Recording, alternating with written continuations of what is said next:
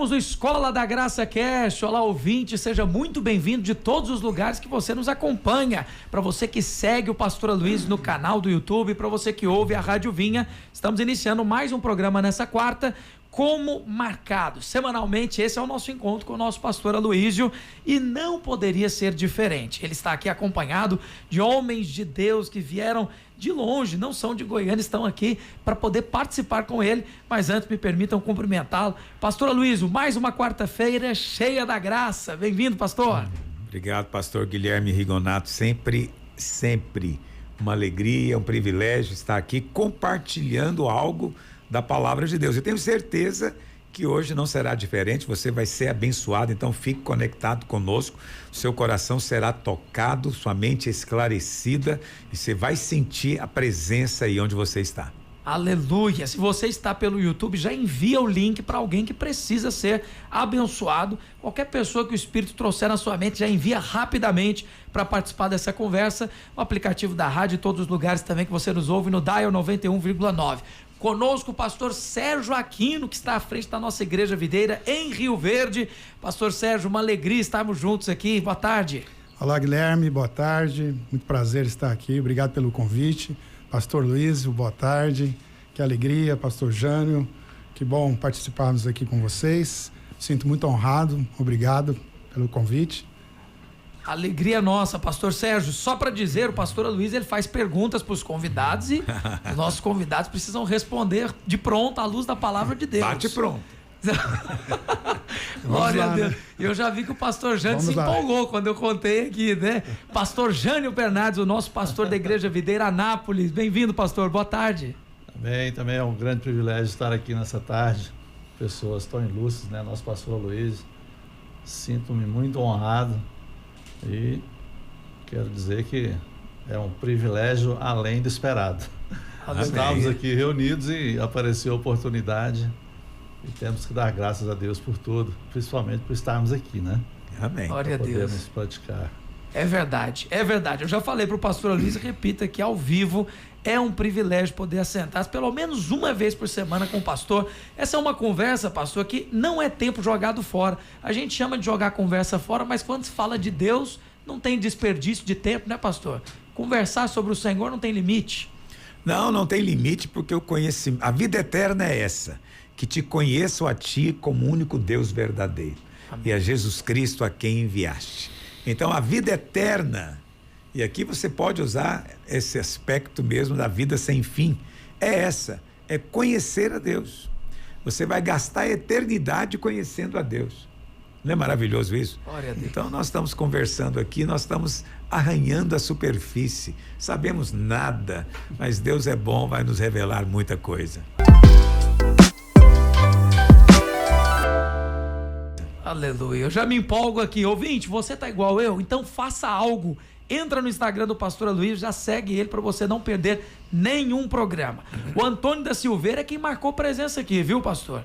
Já iniciou aqui com tudo. E eu amo quando o ouvinte ele já começa amaciando o pastor. Ele já manda dizendo, meu pastor Aloysio, graça e paz, como sou feliz em andar junto com a palavra de Deus. Sempre fui um homem de fé, mesmo nos momentos mais difíceis. Nos últimos tempos, eu estou me sentindo vazio e sem uma perspectiva. A minha cabeça está cheia de problemas e às vezes me falta clareza para continuar. Como posso usar o Evangelho da Graça para melhorar a saúde mental? Olha aí, pastor. Essa é uma pergunta ótima, porque você só pode realmente ter saúde mental se você entender a graça de Deus. Por quê? O que aconteceu quando o homem caiu? Né? A Bíblia fala que Deus tinha dito para ele, olha, você não come porque no dia que você comer, você morre. O homem então segue a sedução da serpente e come. Qual que é a primeira coisa que ele sente? Vergonha. Vergonha. O que é a vergonha? É um sentimento de inadequação. É um sentimento de que eu sou um fracasso, ninguém sabe, mas vão descobrir a qualquer momento. Né? Eu não sou coisa alguma, eu não tenho valor nenhum. Quer dizer, você sabe, esses pensamentos estão por detrás dos maiores problemas psíquicos e emocionais. É a vergonha. E o que produziu essa vergonha? Né? Quando Deus fala para o homem fala, eu estava nu, fiquei com medo e me escondi. Aí Deus fala, quem te fez saber que você estava nu? Eita. Ou seja, não foi Adão que percebeu a nudez, foi alguém que contou para ele. Alguém falou para ele, você está pelado, você é um tarado, um pervertido. Como é que você quer chegar diante de Deus desse jeito? Deus nunca vai te aceitar. Então, a vergonha é resultado do quê? Da condenação, do sentimento de condenação. Vê como as coisas vão caminhando? Aí a Bíblia fala que Adão ouve a voz de Deus e tem medo. Imediatamente. Ele se esconde. Então, vamos ser franco. Você tem medo? Adão não teve medo de conversar com a cobra. Eu sou uma cobra, falar comigo, eu caio para trás. Eu te garanto que eu morro na hora. Quer dizer, o cara não teve medo de conversar com a cobra, mas estava com medo de Deus. Medo de Deus. Aí você fala, mas medo de Deus, né? As pessoas têm medo de Deus, esse é o medo básico. Ninguém fala Deus, fala morte. É o medo da morte. O medo da morte é o medo básico. Deus tinha dito o que para o homem? Não coma. Porque no dia que você comer, você morre. Ele tinha acabado de comer, não morreu. Pelo menos não instantaneamente. Qual que é a conclusão que ele chegou? Quando ele me encontrar, eu vou morrer. Ele vai me matar, ele vai executar. Porque ele disse. E aí então ele passou agora a ter medo de Deus. Deus não é mais amigo dele. Deus não está mais do lado dele. Agora Deus está procurando ele para matá-lo. Olha como é que a vida dele virou um inferno. Um horror, não é? E o medo, em última análise, é o medo de Deus, porque eu tenho medo de morrer. Não, você não tem medo de morrer, você tem medo do que vem depois da morte, que é encontrar-se com Deus, né? É o dia do julgamento, não é verdade? Todo medo, em última análise, é medo de morte. Você vê pessoas dizendo, não, eu tenho medo de voar de avião. Mas o que você tem medo de voar de avião? Você tem medo de quê? Medo de ele não voar, né? Sei lá, posso ser abusado pelo comissário, pode ter um arrastão lá em cima, levarem minha carteira. Então eu tenho medo do avião. É isso que eles têm medo? Não. Não, ele tem medo do avião cair. Ele tem medo de morrer. Esse é o medo também de andar de elevador, todos os medos. A morte está lá no final, não é verdade? Então, veja, tudo isso aconteceu lá na queda. Sentimento de inadequação, vergonha, medo, não é? Condenação. Sentimento de reprovação. Né? Reprovação e o esconder-se, que é o que as pessoas fazem todo o tempo. Elas escondem, elas não podem mostrar o que sentem, não podem mostrar a verdade, elas têm que usar uma máscara feita de folhas de figueira o tempo inteiro. É que as pessoas aplicam o texto da Bíblia só para o sexo, né? Ele está tampando o sexo, mas nós tampamos tudo. E as pessoas vivem como máscaras, elas se escondem, tentam se esconder atrás de uma aparência. E tudo isso por quê? Porque Deus é o problema delas. Entende? Pelo menos é o que elas pensam. Mas quando a gente chega contando a respeito da graça de Deus, isso acaba. Por quê? A gente vai contar o quê para ela? Olha, Deus não é seu inimigo. Ele está do seu lado. Ele provou que te ama. Ele enviou o próprio filho, ele deu tudo que ele tinha para ter você de volta. Aleluia. Né? Ele é por você, ele joga no seu time, ele não debandou para o lado do adversário, não. Ele é do seu time, ele quer te abençoar. Quer dizer, quando a pessoa começa a entender a graça, ela vai se curando. Só a cura na graça. Né? Você chega e diz, você está perdoado, seu passado foi apagado. A pessoa diz, mas tudo apagado? Tudo. Está tudo cancelado, você está perdoado hoje. A pessoa já sente um alívio, entendeu? Quer dizer, você vai contando para ela a respeito da obra consumada, da graça de Deus, e o resultado disso, dessa compreensão, é cura. É cura. Agora, a gente vê aqui que o Antônio, ele escreveu algumas coisas aqui. Primeiro, ele escreveu que nos últimos tempos ele está se sentindo meio vazio e sem perspectiva. Vazio e sem perspectiva. Então, o que acontece com essa questão de sentir-se vazio é que nós somos muito focados no subjetivo, né? Na sensação. Então, se eu não estou sentindo, então aquilo não existe. Né? Eu preciso de sentir. Não, nós vivemos por fé, Antônio. Você não pode estar vazio, porque o Espírito Santo habita em você. Amém. Se você nasceu de novo, você não pode estar vazio. Né? Pelo contrário, você tem um rio de vida jorrando dentro de você. O que deve estar acontecendo com você, não sei qual é a sua idade, pelo que você escreveu aqui, me parece que você é um jovenzinho, né, final de adolescência, é que você está diante de um dilema muito grande, né? O que eu vou fazer da minha vida? Né? Que profissão que eu vou seguir? Caso ou não caso? Faz faculdade ou não faço? Então, é uma série de escolhas que produzem em você muita preocupação, muita angústia. Mas eu tenho uma boa notícia para você: vai dar tudo certo. Amém. Ouça o que eu estou te dizendo. Nós todos passamos por essa idade, sentimos essas coisas. Você não está sozinho e no final vai dar tudo certo para você, portas se abrirão, você vai estudar, você vai trabalhar, vai casar, vai ter filho, você vai experimentar o melhor dessa vida. Amém? Amém. E no final você pergunta como usar o evangelho da graça para ter uma melhor saúde mental. Então, eu acho que eu já expliquei, né? Eu falei isso para você. Mas para concluir esse tópico, eu só quero lembrar você de uma coisa. Não importa o que você esteja passando. Primeira coisa, lembra, eu sou filho, eu sou amado. Não importa o que esteja acontecendo. É uma tragédia, é uma luta muito grande. Não, eu sou filho, eu sou amado. Deus ouve a minha oração. Segundo, a promessa é: Deus vai fazer com que tudo coopere para o meu bem. Então agora eu não estou compreendendo o que está acontecendo. Mais tarde o quadro vai fazer sentido. Então eu vou aguardar no Senhor, vou esperar no Senhor, eu vou ter expectativas boas do futuro. Deus tem pensamentos bons a meu respeito e Ele vai fazer com que tudo que hoje parece negativo se torne lucro, vantagem para mim. Você vai sair do outro lado mais enriquecido e abençoado do que está agora. Aleluia. Amém, Antônio? Aleluia. Aí traz cura, não tem jeito. A palavra de Deus tira o peso, né, pastor? É o inverso do que o julgamento e a acusação. Só uma pergunta, eu quero completar o que o Antônio perguntou. Pastor, Deus nunca nos acusa. Deus nunca nos acusa, nunca. O Espírito Santo nunca te acusa. Se tem acusação, é do acusador. O acusador é o diabo. Amém. É o dragão, a antiga serpente que estava lá no Éden. É muito engraçado que lá em Apocalipse 12, o diabo é chamado de dragão. E depois na frente explica, antiga serpente. Né? Quer dizer, a antiga serpente lá de Gênesis, em Apocalipse virou um dragão. Então, se você acha que a luta de Adão foi grande, a sua é maior, porque você está brigando agora com um dragão. Ou seja, a serpente cresceu, comeu muito. Cresceu, tornou-se uma coisa monstruosa de grande. Então, hoje vivemos a época onde as pessoas mais se matam, onde as pessoas mais têm depressão, não é? Vivemos a época em que as pessoas vivem uma ansiedade crônica. Por quê? Porque o dragão, a antiga serpente, está acusando todo o tempo. E as pessoas, para se livrarem dessa acusação, elas não conhecem o evangelho. Então elas começam a lançar mão, né, pastor Sérgio, de narcóticos, por exemplo, né, de álcool, né, para tentar abafar aquela voz maligna dentro dele.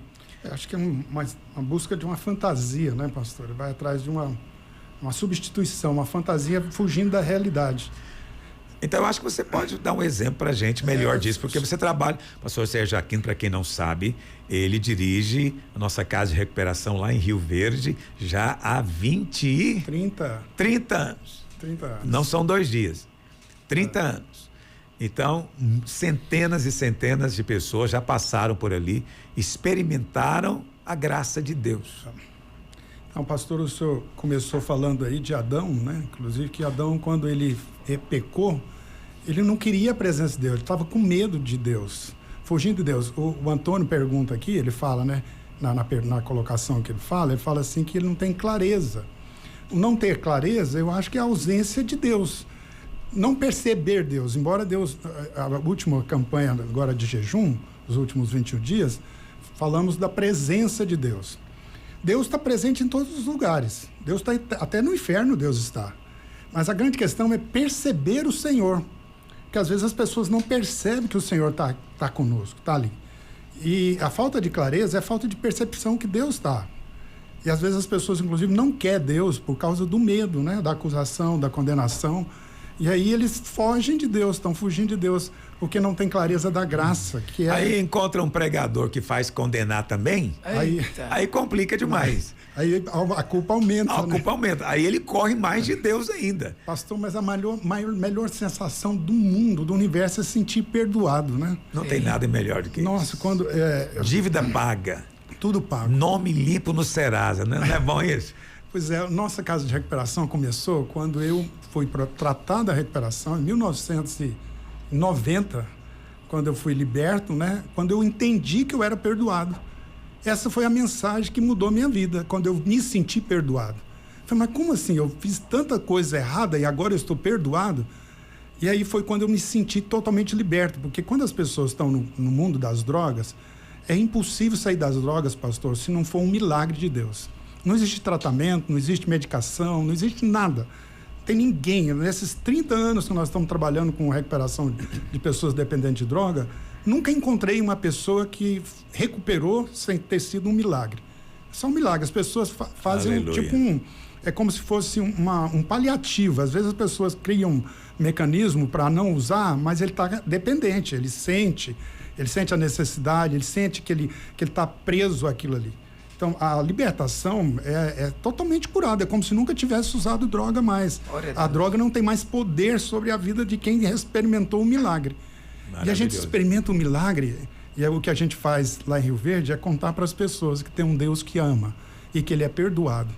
Amém. Então, a mensagem nossa é essa, a mensagem da graça. Que é graça. Sim. Perdoado de graça. De graça. Ele não tem que pagar o perdão. Não, inclusive, né? não merece. Acho que o dependente químico, ele chega na casa de recuperação pensando, meu Deus, eu estraguei com a minha vida, ele chega atrapalhei minha condenado. família. Ele chega condenado, porque ele já foi condenado pela sociedade, ele já foi condenado pela família, e ele é condenado por ele mesmo, né? Pelo diabo que acusa ele o tempo todo. Então ele se acha assim, completamente derrotado. E quando ele encontra a graça, quando ele entende, quando ele tem revelação da graça, nossa, é maravilhoso. Pois é, e ele é de fato um completamente derrotado. Sim. Mas aí Deus vem para amá-lo. Deus vem justamente para o último. Ele não merece o perdão, né, pastor? Não merece, é ele que vai ter mais do que os outros. Pois é, ele vai ter mais graça do que aquele que acha que é bom. Onde abundou o pecado, então, superabundou a graça. Você é abençoado, você trabalha num lugar onde tem graça saindo pelas paredes, lá pelas janelas, né? Pastor, mas a recompensa de ver alguém que chega totalmente destruído, muitos deles sem família, porque a família já desistiu, casados inclusive, separados, que a esposa não quer mais, não suporta, uma derrota com os filhos, uma vergonha para a família, então eles chegam completamente destruídos. Aí quando eles veem a possibilidade da restauração, da recuperação, e aí acontece coisas assim, milagres extraordinários. Porque a família que também já tinha abandonado começa a ver o resultado da mudança nos primeiros dias. E aí, quando há restauração, quando eles são curados, são libertos, e a família também é restaurada, e a gente está vendo isso acontecer, eu fico falando assim, quanto que custa isso? Quanto que vale isso? A gente é tão abençoado em ver isso, que eu falo que o preço que eu cobro é ver eles recuperados, né? Ver eles curados. E é tão gratificante vê-los curados, vê-los transformados, ver eles voltando para casa. Pastor, no dia de visita, quando os filhos vão lá vê-los e ver o pai assim curado, transformado, é algo assim emocionante demais, é algo gratificante demais. É maravilhoso. A graça de Deus é maravilhosa. A graça. Mas o Antônio, ele continua aqui, ele fala, né? Pastor, como é que a gente pode ensinar a palavra de Deus a alguém sem que ele perca o interesse sobre o assunto? Aí tá o desafio, né? As pessoas uma vez me perguntaram, pastor, como é que o jovem vai ouvir a palavra de Deus? Hoje em dia o mundo tá muito atrativo. Então o que acontece é o seguinte, nós temos que seguir o exemplo sempre da palavra de Deus, o Senhor Jesus é o padrão para nós, de tudo, até de evangelista. Quando ele vai evangelizar a mulher samaritana, como é que ele começa a conversa com ela? Entendeu? Ele desperta a atenção dela, ele chega para ela e fala o quê? Me dá um copo d'água. De água para beber. Me dá um copo d'água. A mulher fica perplexa. Fala, como? Como que você, sendo judeu, homem, conversa comigo que sou mulher e samaritana? Aí o Senhor não entra na história dela. O Senhor diz, olha, se você soubesse quem é o que está te pedindo água, você é que pediria para ele. E ele te daria água viva. Despertou o interesse dela? Nossa. Demais. Ela falou, mas peraí, Cadê essa o poço água? é fundo. O senhor não tem como tirar. Como é que é essa água? Aí o senhor também não preocupa em entrar em detalhes. O senhor diz, olha, quem beber dessa água, volta a ter sede. Mas quem beber da água que eu lhe der, nunca mais terá sede. Pelo contrário, essa água vai ser nele uma fonte a jorrar para a vida eterna. Aí ela fala o quê? Eu quero. Dá-me dessa água. Eu quero. Nós precisamos disso. Quer dizer, o Senhor estava falando que ele estava usando a situação do ambiente, ele estava aproveitando o que estava ao derredor para ensinar. E segundo, ele estava falando da sede, mas não a dele, a sede dela. Qual que era a sede dela? Aí, quando ela fala, Senhor, dá-me a água, o Senhor falou o que para ela? Vai lá e chama o seu marido. Mas o Senhor não falou isso para ninguém. Ninguém no Evangelho. Chama seu pai, busca sua mãe. Não, ninguém. Ela é a única. Por que o Senhor falou isso? Era só para ver a resposta dela. Aí ela fala o quê? Não tem marido. Aí o Senhor elogia. A mulher é pecadora, imoral, vive uma vida errada. E o Senhor elogia. O Senhor fala muito bem. Porque você já teve 5. E o que você tem agora, você está amaziada, não é seu marido. Olha que coisa Meu maravilhosa. Deus do céu. Aí na hora que ele faz isso, vamos ser francos, quem que não quer conversar mais? Rapaz, em 1 minuto o coração dela estava aberto, né, Não, pastor? não só aberto, mas super interessada. Sim. Pegando fogo. Entendeu? Super interessada. Aí ela pega e fala, Senhor, percebo que és profeta. E aí ela começa, aí entra a teologia. É sempre assim, né? O senhor sabe, nossos pais disseram que aqui é o lugar de adorar. Os judeus falam que tem que ir para Jerusalém. O que o senhor me diz? Você vê, ela muda de assunto. Ela já não está mais pensando na água. O Senhor quer dar uma água para ela. Ela é uma mulher sedenta. Por que ela tinha 6 maridos? Porque ela estava procurando encher a vida dela através de um homem, de um casamento. E o Senhor é o 7º homem a encontrá-la. 7 é o número perfeito. Agora ela vai ter satisfação, porque ela encontrou o Senhor. Não é? Mas aí ela resolve falar de teologia. Né? Mas o Senhor é tão gracioso. O Senhor fala, olha, Deus é espírito. Importa que seus adoradores o adorem em espírito e em verdade. Então não é aqui, não é lá, não é acolá. É no espírito. Em verdade e em espírito. É.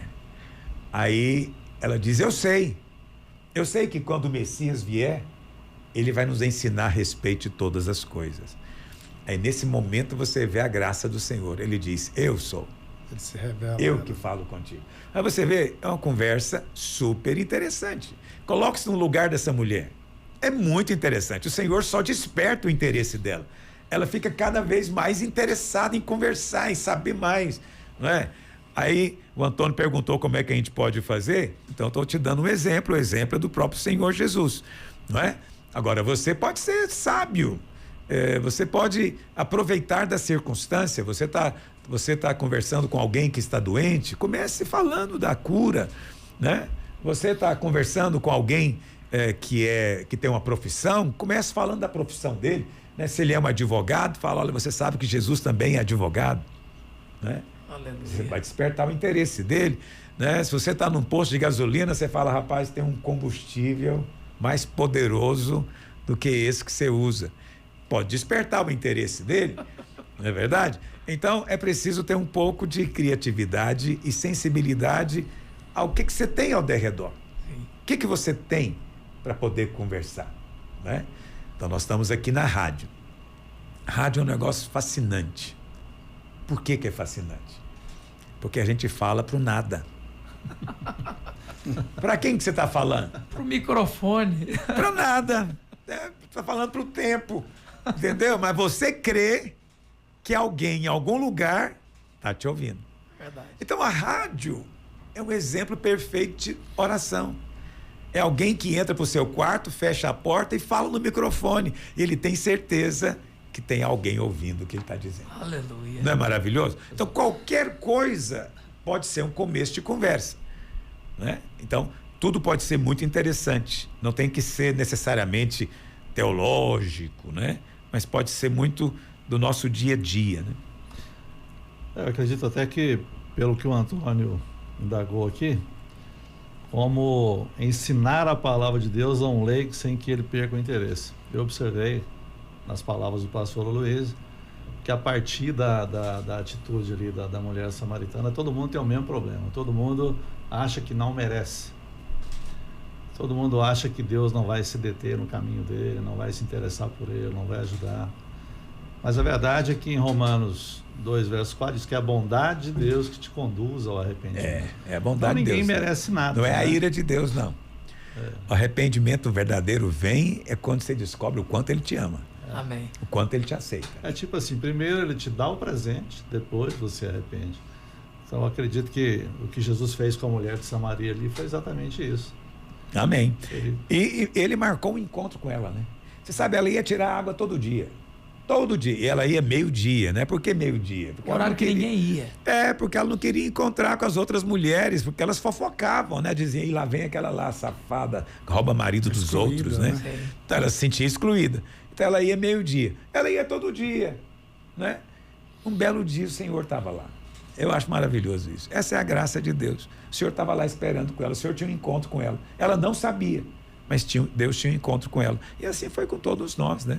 O Senhor é que nos achou. Não fomos nós que o achamos. Aleluia. Fomos nós que o encontramos. Ele nos encontrou. Pastor, eu já li essa passagem, mas ficou muito mais interessante com o Nossa, senhor ficou contando demais, aqui, né? viu? Contando a história? Ficou muito E melhor. a questão desse sétimo homem também, essa foi nova, não tinha percebido isso. Não. O sétimo homem foi Jesus, né? Ele agora é o sétimo, vai entrar na vida dela e vai resolver agora. Sim. Mas o evangelho é muito interessante, né? É fascinante a gente falar do evangelho. Ele está perguntando aqui, ele está falando aqui que como que vai ser? Se a pessoa vai perder a graça, vai perder o sabor, né? Não vai ter mais interesse pelo assunto. Mas o evangelho, quanto mais você vai falando do evangelho, o senhor falou, né? Que a vida eterna é essa. Conheçamos ao Senhor como o único Deus verdadeiro. Então a eternidade, vai ser conhecer Ele, sabe? Sem fim. Então, e cada dia vai ficando mais interessante. O evangelho é fascinante. Falar do evangelho é algo maravilhoso. Então eu vou dizer. E ele fala uma terceira pergunta aí, Ele Guilherme. não parou, ele perguntou tudo, inclusive dos apóstolos. Eu acho que aqui ele já está querendo colocar Paulo no balaio. Pastor. Os outros apóstolos tinham entendimento do poder da graça de Deus? Então, essa é uma pergunta maravilhosa também, porque ela nos dá ocasião para falar de um fato histórico extraordinário. Milhões de cristãos foram martirizados. Naquela época, nos dias dos apóstolos. Então, essas pessoas, elas morreram por causa de quê? Morreram por causa dos mandamentos de Moisés? Eu creio muito em não roubar, não matar, não adulterar, eu morro por isso. Alguém morre por isso? Não. Ninguém morre por isso. Essas pessoas viram algo. Que era algo que elas julgavam que era maior até do que a vida delas. Meu Deus. Quer dizer, até a vida delas ficou menor diante disso. O que é que elas viram? Elas viram o que muitos da igreja hoje não veem. Elas viram o amor de Deus. Amém. Elas viram o amor de Cristo, elas viram a graça. Por isso estavam dispostas a morrer, a serem martirizadas, e foram. Não é? Algumas, obviamente, foram presas, mas a história conta que outras poderiam fugir, mas não fugiam. Pedro, inclusive, né? Tinha a oportunidade de fugir e voltou, né? Entendeu? Então, por que disso? Elas viram algo, irmãos, e que a igreja hoje precisa ver a mesma coisa. É o favor imerecido, é o amor que está além de toda explicação, é conhecer a altura, a profundidade, o comprimento e a largura do amor de Deus, o Deus que nos amou de tal maneira, de tal maneira. Então, aqueles irmãos nos dias dos apóstolos compreenderam isso e por isso estavam prontos para o martírio. Essa é a explicação. Ninguém morre por doutrina, amigo. Ninguém morre por estrutura de igreja, visão de igreja.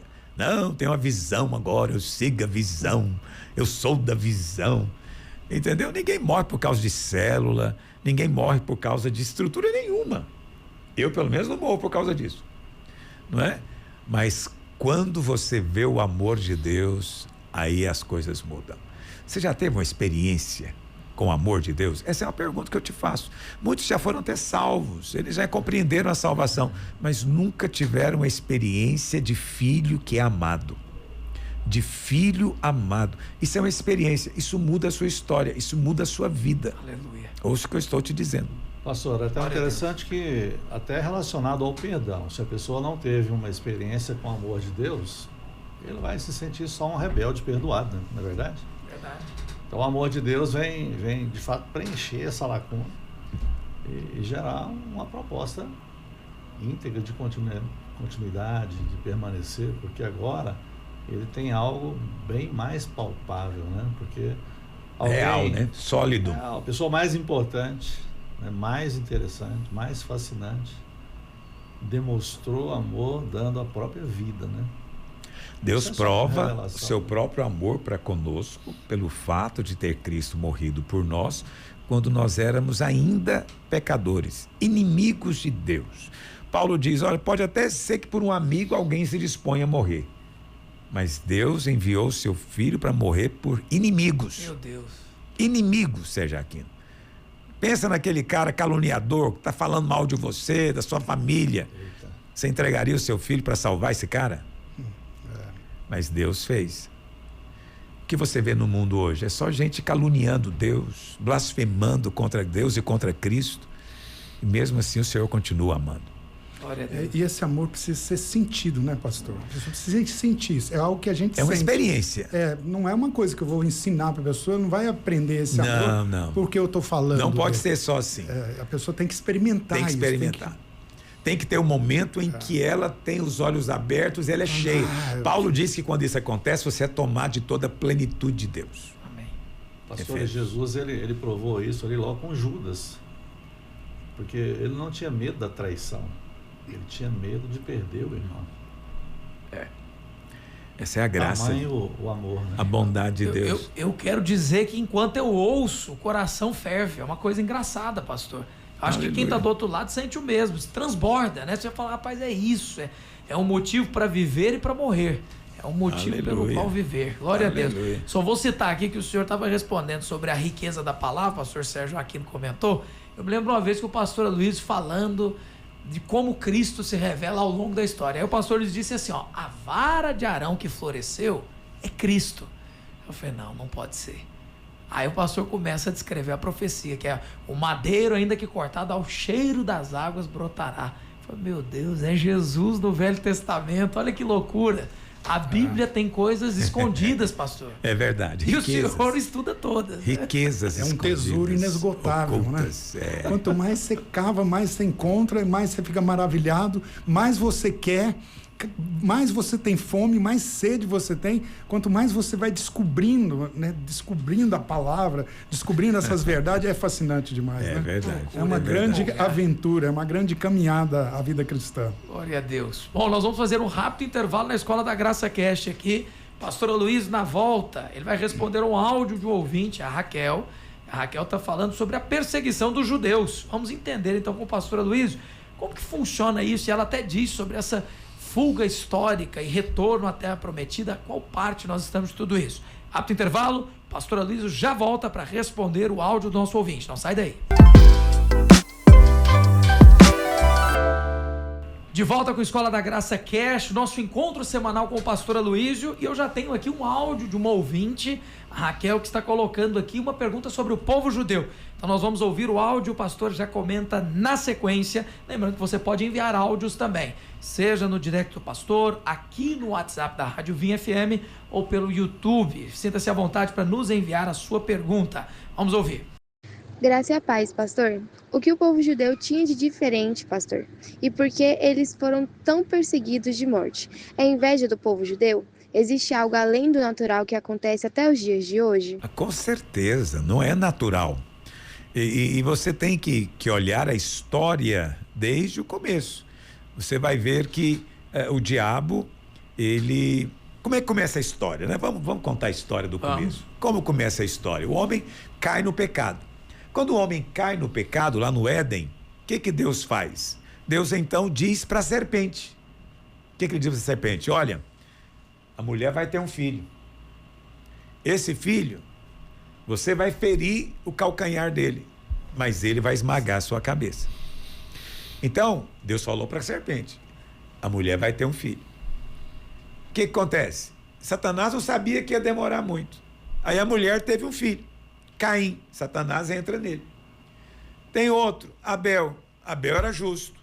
Satanás pensou o quê? Deve ser esse. Então o que ele fez? Vou matá-lo. Porque o diabo queria impedir o quê? O cumprimento da profecia. Né? Depois você vai ver que cria-se duas linhagens na terra. Filhos de Deus e filhos dos homens. O que o diabo faz? Mistura. Porque agora não tem jeito do Messias vir. Mas sobrou Noé. Né? Deus começa de novo com Noé.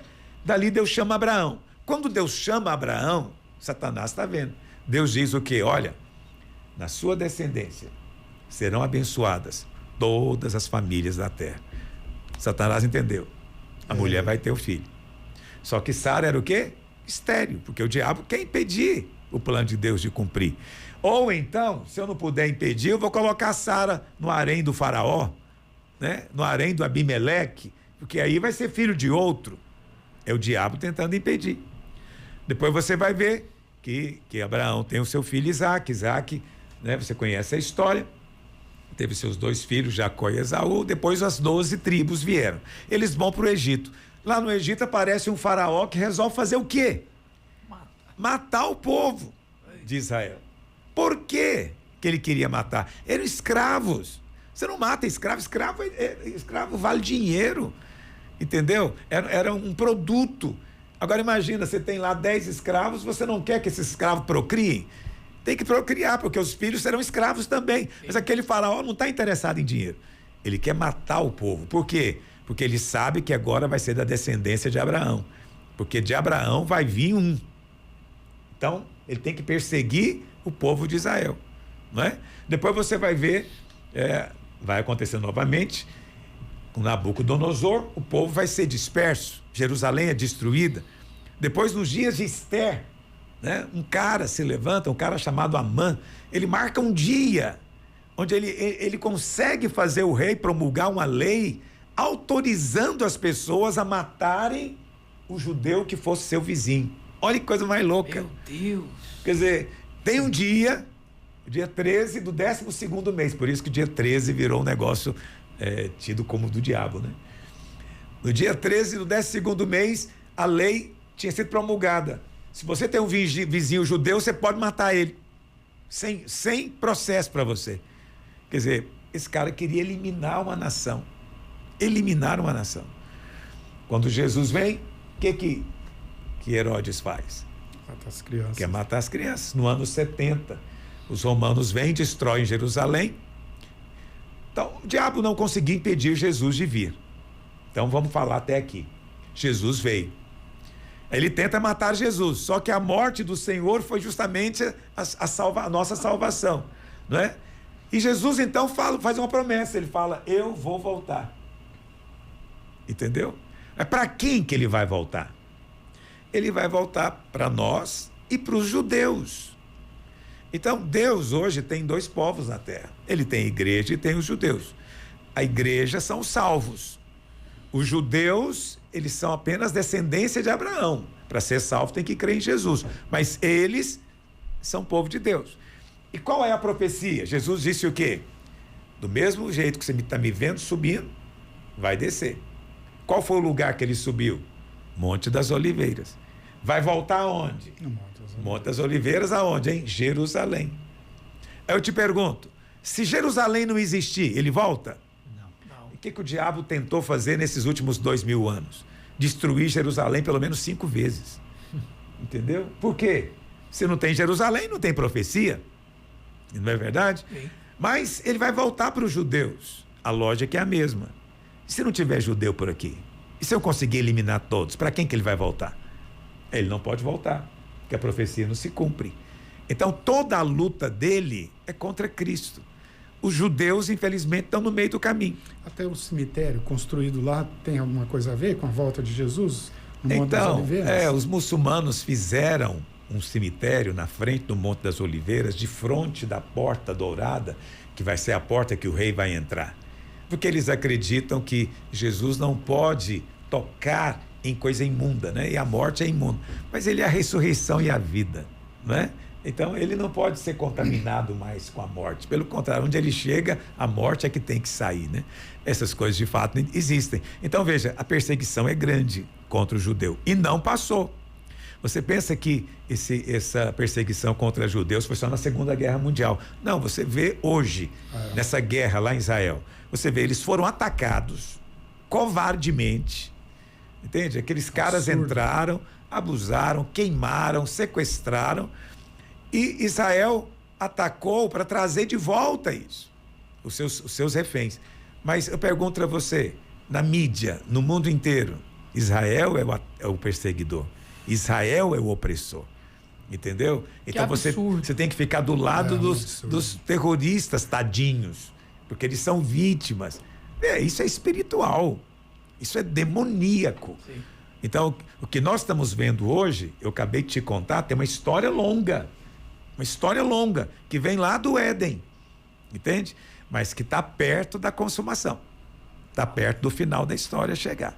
Estamos às portas. Eu não falo isso para fazer média, mas olha, os sinais dos tempos estão aí. Se você prestar atenção, você vai ver, vivemos tempos problemáticos, tempos proféticos. Estamos às portas. Pastor, falando de religião, não há essa perseguição com nenhuma religião, né? A única perseguição é o povo de Deus. É para os judeus, é para os cristãos. Exatamente. A perseguição é em cima de nós. Não há perseguição em cima de espírita, de budista, não há perseguição em cima dos muçulmanos. Há uma religiosa, né? Não há. Mas em cima do povo de Deus há uma perseguição desde do começo da história. A perseguição sempre... E se você for ler lá em Apocalipse, esse é um versículo muito mal interpretado. Os legalistas adoram usar esse versículo.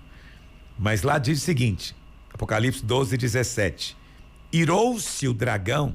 Lembra que eu falei que o dragão é a antiga serpente? Virou a dragão. Irou-se o dragão contra a mulher e foi pelejar com os restantes da sua descendência.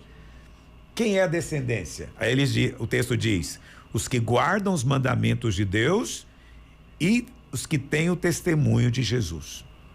Então, quem vai ser perseguido naquele dia? Primeiro, os que guardam os mandamentos de Deus. Esses não são crentes, são judeus.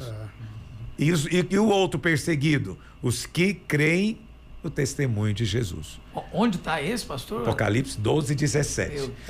Mas o que acontece? As pessoas leem esse versículo e falam: olha aí, pastor Luiz fala que não pode guardar a lei, mas aqui está escrito, ó, nós temos que guardar os mandamentos e o testemunho de Jesus. Não está falando de um povo, está falando de dois. Esses dois povos são visíveis hoje, perceptíveis. Entendeu? Os que guardam os mandamentos são os judeus, mas os que guardam o testemunho somos nós. E esses dois serão perseguidos pelo dragão. O dragão vai perseguir. Deus do céu. Pastor, nós estamos refazendo um seminário aqui com o pastor Luiz, não é verdade? Que maravilha! Né? Deixa eu fazer uma pergunta então, pastor, aproveitando que nós estamos falando de algo que deixa a gente tão animado, né? A vinda de Jesus, eu acho que é o assunto que finaliza qualquer conversa, né? A gente fica até de madrugada. Por acaso, pastor, os judeus estando ali, né, como eles estão hoje, Jesus, ele vai reunir Ismael e Isaac? Porque o acordo que desencadeou essa guerra que nós estamos vendo hoje chamava-se Acordo de Abraão, que os Emirados Árabes estavam fazendo com Israel, e aí o Oriente odiou, falou: não, peraí, você está fazendo paz com Israel? E foi quando se iniciou o ataque do Hamas ali em outubro. Então a gente percebe que existe uma tentativa do diabo de não trazer conciliação entre Ismael e Isaac. Claro que não há, porque é uma religião contra Deus. É isso que tem que ficar claro. Todo esse atentado, ele veio porque Israel estava, de maneira secreta, tentando fazer um acordo com a Arábia Saudita, que é o centro religioso muçulmano. Então, quando eles ficaram sabendo disso, então atacaram imediatamente para impedir que isso acontecesse. Mas a Bíblia fala o quê? Quando tiverem dizendo paz, então haverá repentina destruição. Paz aonde? Não é a paz mundial, não. É a paz lá em Israel. É a paz entre judeus e muçulmanos. Quando conseguirem, ou a pessoa que conseguir fazer isso, presta atenção nela, né? A Bíblia chama ela de anticristo. Então haverá repentina destruição. Enquanto isso, não haverá paz. Vai continuar tendo guerra e rumores de guerra. Pastor, a questão das nações, das 10 nações que se vão voltar contra Israel, primeiro, a pergunta, o senhor acha que é literal? Eu acho que é literal e acho que são as nações que estão ao derredor de Israel. Parece que está formando essas 10 nações. Essas agora, nações já estão lá, todas elas fazem parte do mundo árabe muçulmano. E elas têm organização entre elas, entendeu? Todas elas. Então, se você for pegar o mapa e você contar os países muçulmanos que cercam Israel, são 10. São 10. O senhor acha que essa guerra... E essa agora... profecia de Ezequiel 37 menciona o nome. Essa guerra, ela vai ter que acontecer porque o nome do Irã, lá na Bíblia, em Ezequiel, é Elão. Você pode depois ler na sua Bíblia, você que está assistindo. Elão é Irã em hebraico. Entendeu? E lá fala da guerra e da participação de Elão. Então, esses povos vão se reunir ainda. Entende? Mas isso vai se chamar Armagedon. Vai ficar para outro dia. Meu Deus. Talvez nós nem terminemos aqui o podcast, pastor. Aleluia. Aleluia. Maranata. Bom, vamos ler então a notícia, o terceiro bloco da Perspectiva da Graça. O pastor Aloysio comenta, põe na tela para nós a notícia. Pastor é preso acusado de forçar conversões na Índia. Olha só, o pastor Rishi e sua esposa foram presos no distrito de Azamgarh, no estado de Uttar Pradesh, na Índia. Semana passada, o casal foi acusado falsamente de forçar conversões em massa dos vizinhos que são hindus. A detenção aconteceu logo após a comemoração do aniversário da filha adotiva do casal de pastores. Na hora da festa, a polícia cercou a casa do pastor quando o evento acabou. Os cristãos foram presos acusados de violar a lei anticonversão do Estado.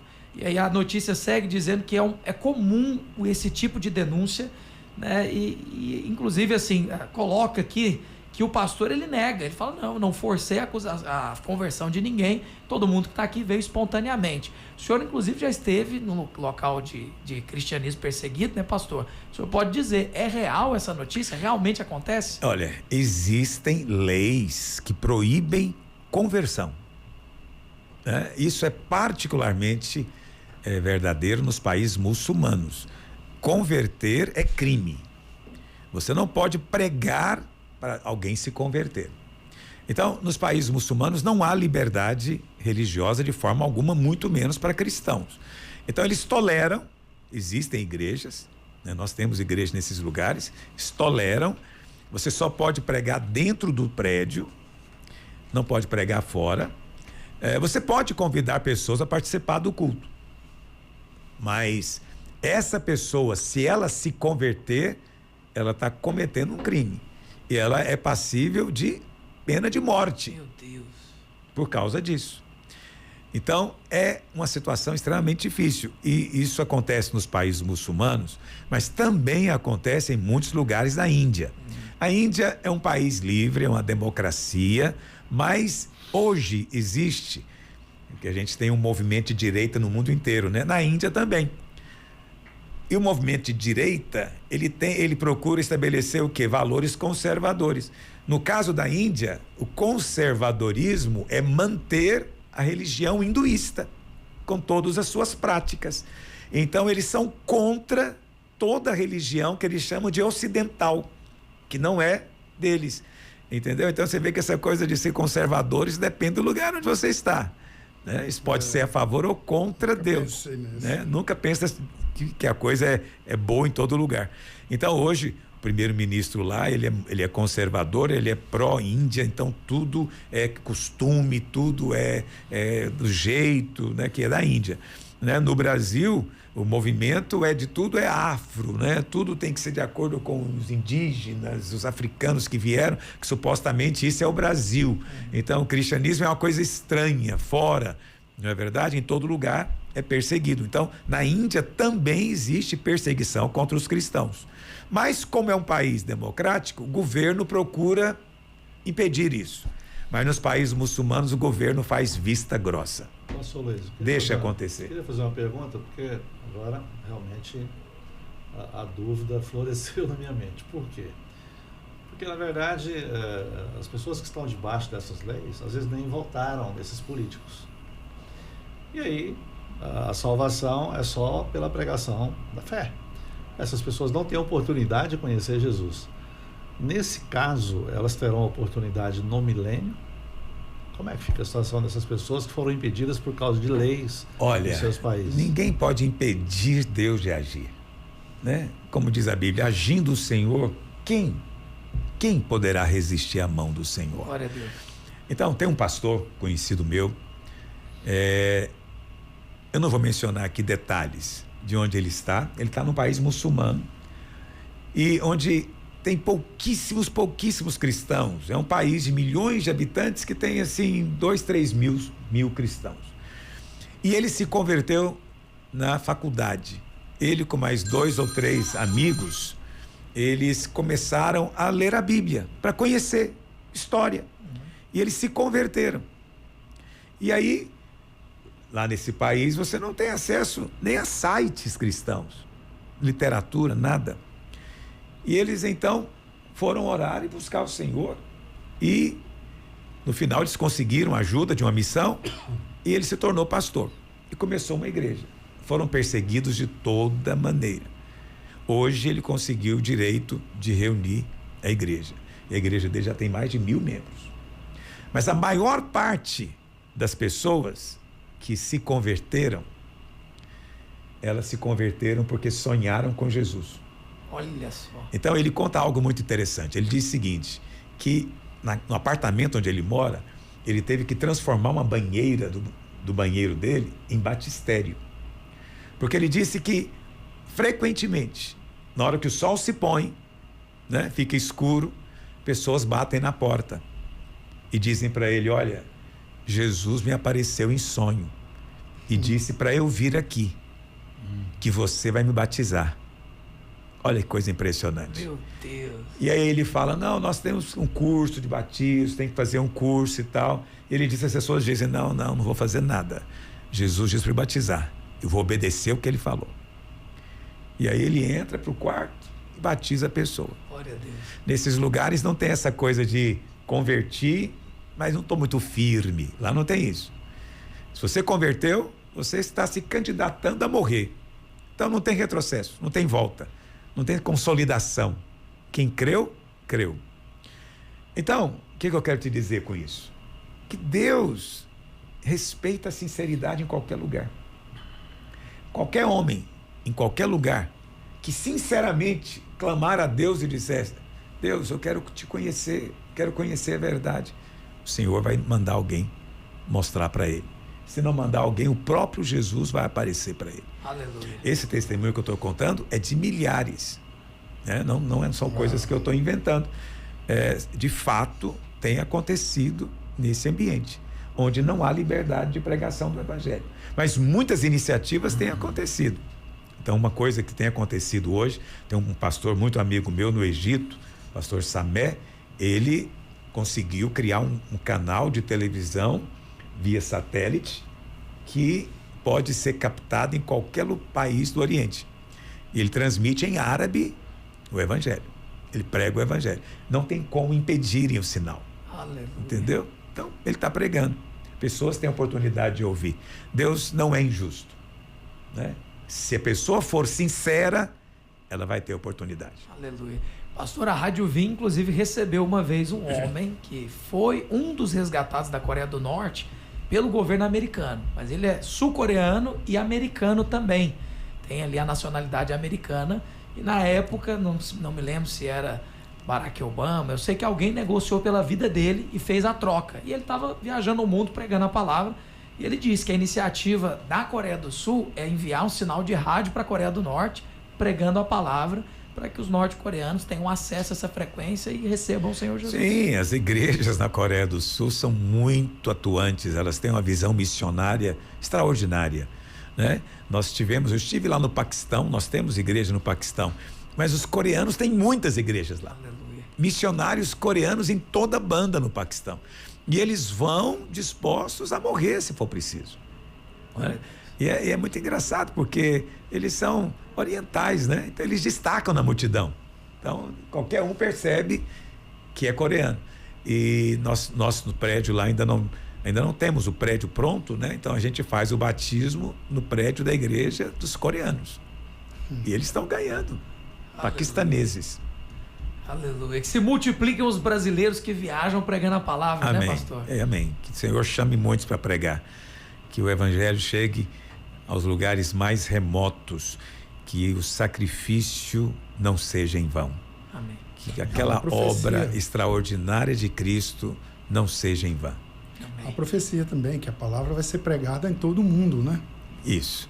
Aí Está Jesus sendo, voltará, né? Está sendo, na Está verdade. sendo, né? Está sendo pregada, de uma forma ou de outra, ou pessoalmente, ou via satélite, ou pela internet. Hoje o que não falta são meios disso acontecer.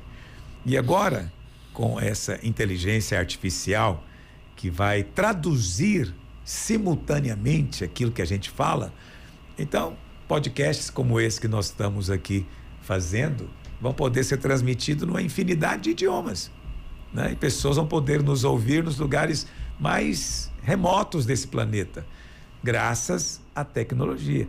Então você nem vai ter que aprender a falar. Aleluia. Até o timbre de voz a inteligência artificial copia e traduz, né, pastor? Faz tudo igual, impressionante. Ainda não é algo ainda comercial ainda. Quando se tornar comercial, que a gente puder contratar esse serviço, nós vamos contratar, pode ter certeza. Aleluia. Glória a Deus. Vamos então caminhar para o último bloco do programa de hoje, o Escola da Graça Cast. Isso tem graça. Tem um irmãozinho que mandou aqui uma participação denunciando outro irmão que falou um argumento sobre dinheiro. Vamos ver. Está dizendo que o dinheiro aí é mais importante que a igreja. Vamos entender. Roda a vinheta. Pastora Luísa, a participação diz o seguinte: o irmão que acreditava que o dinheiro era mais importante que a igreja. Ó, pastor, conheci um irmão que dizia para todo mundo: dinheiro é a coisa mais importante, porque sem ele a igreja não existiria. E ele enfatiza que os recursos financeiros são essenciais para manter o funcionamento da comunidade, incluindo despesas básicas, projetos de evangelização, auxílios necessitados, e ele contava isso para todos. Esse irmão tá certo, pastor? Ou essa visão não tem nada a ver com o que nós cremos quanto ao dízimo? Então, ele é preciso separar aqui as afirmações dele, né?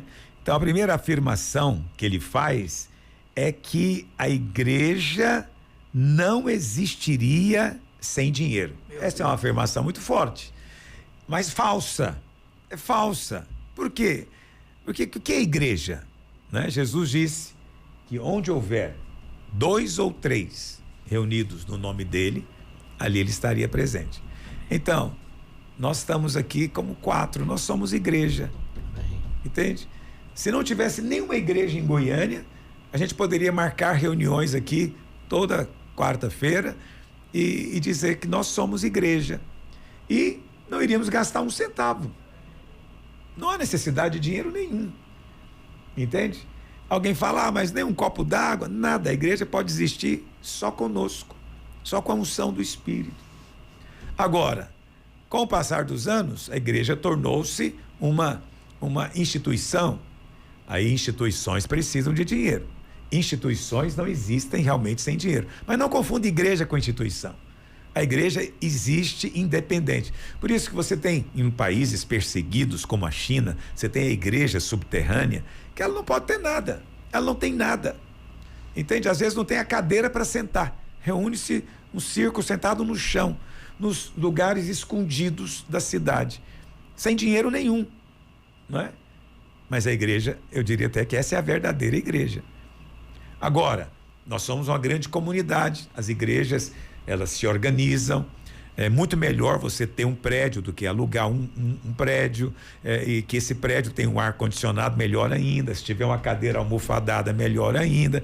Mas aí você vai precisar de pagar energia elétrica, você vai precisar de pagar um zelador para limpar o chão, há uma série de despesas. Então, nesse sentido, quando a comunidade se torna assim tão sofisticada, aí há necessidade da contribuição.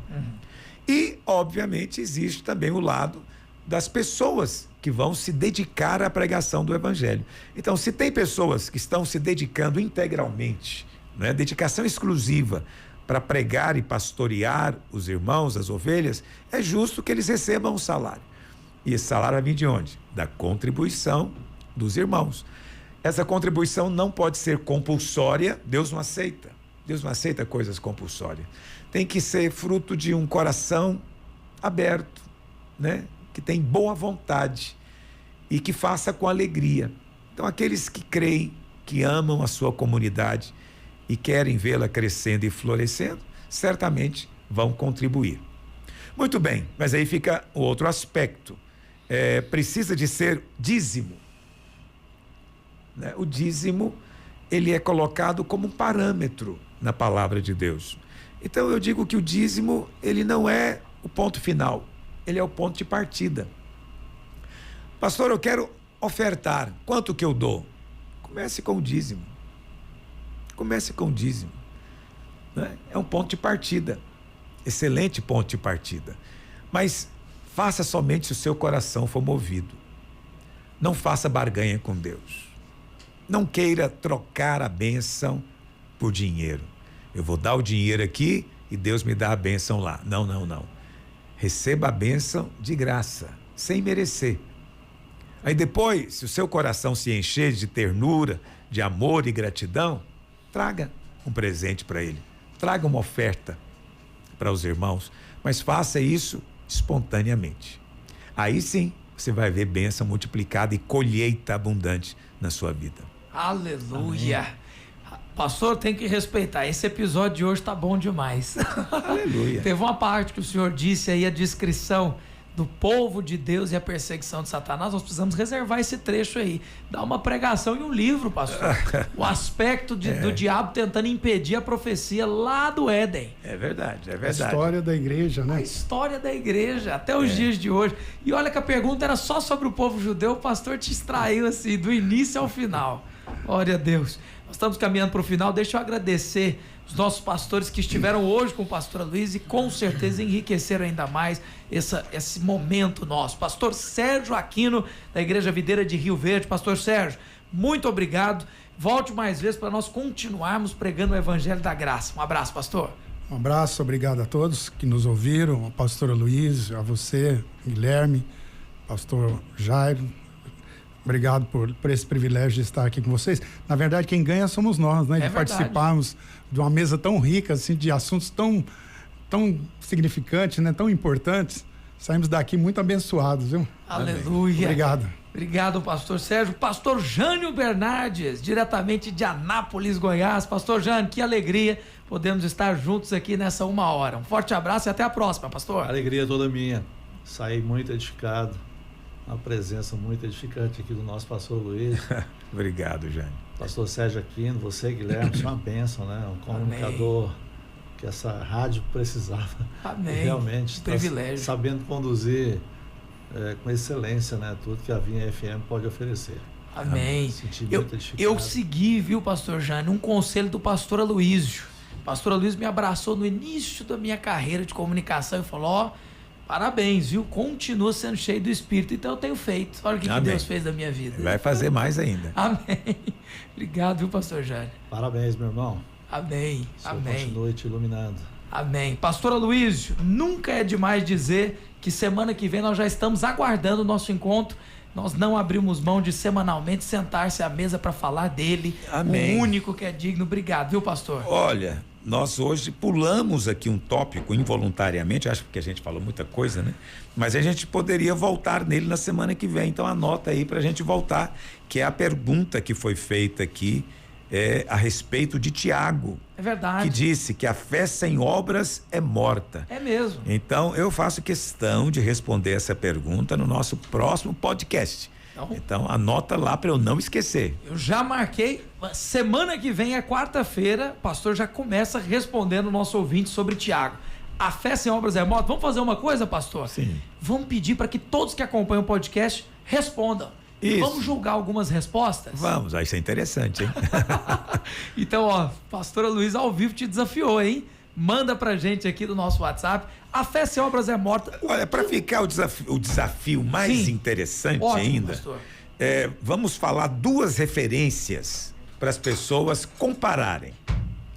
Então, elas vão ler Tiago 2:24. Tiago 2:24. E depois elas vão ler Romanos 3:28. E elas vão comparar. E manda para mim qual a conclusão que chegou. Que é isso? Você está vendo, né? Não é só ouvir, não. Eu quero testar o que está produzindo o Evangelho da Graça em vocês. Vai ser bom. Ei, pastor Luiz, desafio vindo do senhor, hein? Aleluia! Até eu fiquei com gelo na barriga aqui. Eu vou deixar que os ouvintes respondam. Vou dar a vez para eles. Obrigado ao nosso pastor Aloísio. Que honra podemos estar na presença do Senhor com o mestre na palavra como nosso pastor. Ouvinte, até semana que vem. Desafio lançado. Tiago 2:24, Romanos 3:28. Compare os dois textos e envie para nós o que você achou e qual é a sua conclusão. O pastor vai comentar ao vivo aqui no Escola da Graça Cast. Um abraço, até lá.